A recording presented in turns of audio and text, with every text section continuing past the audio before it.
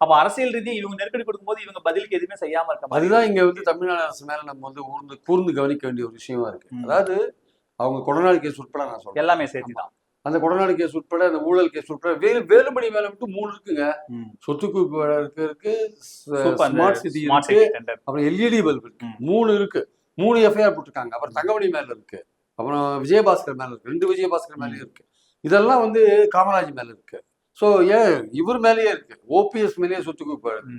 இதெல்லாம் வந்து எந்த ஸ்டேஜில் இருக்கு, ஏன் டிலே பண்றீங்க, எந்த இடத்துல இதெல்லாம் பெண்டிங்கா இருக்கு?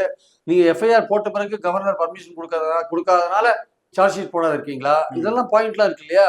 அப்போ தமிழ்நாடு கவர்மெண்ட் ஷுட் கிளாரிஃபை. அவங்க வந்து வெளியில வந்து ஒரு வெள்ளை அறிக்கை விடணும். ஆக்சுவலா வந்து நாங்க என்ன நடவடிக்கை எடுத்தோம். ஏன்னா இப்போ வந்து திமுகவே பதில் சொல்ல வேண்டிய நிலைக்கு தள்ளப்பட்டாங்க. இப்போ ஊழல் குற்றச்சாட்டுகள் திமுகவை நோக்கி போயிட்டு இருக்கு.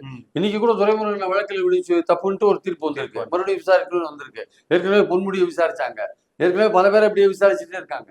ஸோ அப்படி இருக்கும்போது நீங்க பதில் சொல்ல வேண்டிய இடத்துக்கு உங்களை தள்ளிட்டு இருக்காங்க. ஆனா இனிமே நீங்க அந்த வழக்கை நீங்க தூசு தட்டினீங்கன்னா அரசியல் இனிமே நீங்க அது அரசியல் ரீதியான பழி வாங்கல ஆரம்பிச்சிருவாங்க. அப்ப நீங்க தேர்தல் நெருக்கத்துல நீங்க பண்ண முடியாது. அப்ப இத்தனை நாள் என்ன பண்ணீங்க? இதுல நிச்சயமா வந்து தமிழ்நாடு கவர்மெண்ட் பதில் சொல்ல வேண்டிய கட்டாயத்துல இருக்கு சார்.